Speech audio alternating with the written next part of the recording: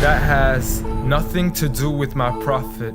Please just stop it. It doesn't make any sense. That's not the message he sent. That's not what he meant. That's not why he came. So you can claim as much as you want to, but I assure you the man I follow was not the same. See, I know a man who forbade the cutting down of a plant, who even spoke against those who had burnt an ant. So why is it that I simply can't understand how we claim to follow the same man? I mean, I know a man who forbade us from harming the innocent, saying he who does so would not only be prohibited from paradise, but he would not even smell its scent.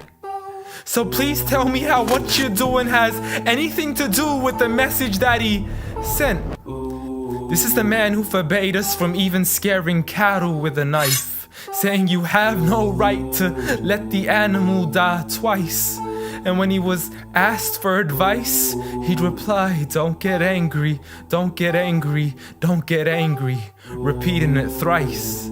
See, I know a man who called to patience first, even to those who had treated him the worst. And when he was asked to invoke Allah's wrath, he said, I was not sent to curse, but rather as a mercy to the earth. Matter of fact, the entire universe, meaning everything that was made. See, this is a man whom the clouds would rush to shade, a man to whom the trees would sway and the birds would flock to seek his aid. For they knew he was a man of justice, a man who would never betray, a man who could be trusted even by those who had wanted him slain. See, Anas bin Malik served him for 10 years and not once had he heard him complain.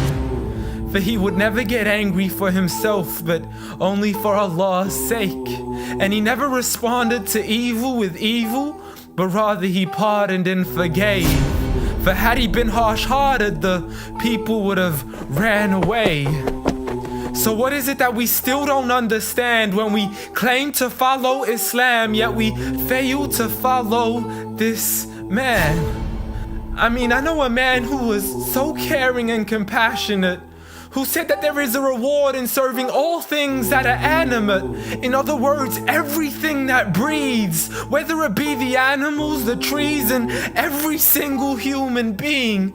I mean, if Allah called him Rahmatan lil Alameen, how dare you call him anything else that contravenes?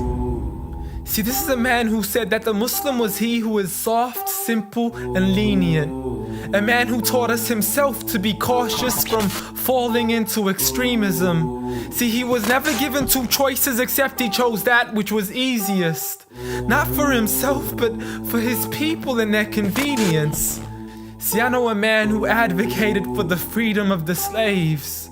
A man who taught us that the Muslim is the one from whom the people are safe. Not only from his hands, but even from the words that he says. See, this is a man who would never mock, mimic, nor ridicule, nor would he ever publicly rebuke an individual. This is the man I follow, so forgive me if this sounds unusual. But the man I know was so much more handsome, so beautiful. A man who taught kindness to the neighbors, who taught us to serve others without expecting back any favors, to spread peace to those we know and even to the strangers, to walk with humility and to simply ignore the haters.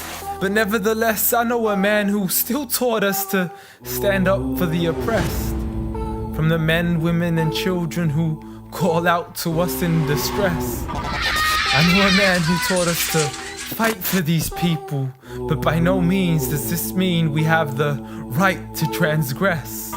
For those who oppress have nothing to do with his name.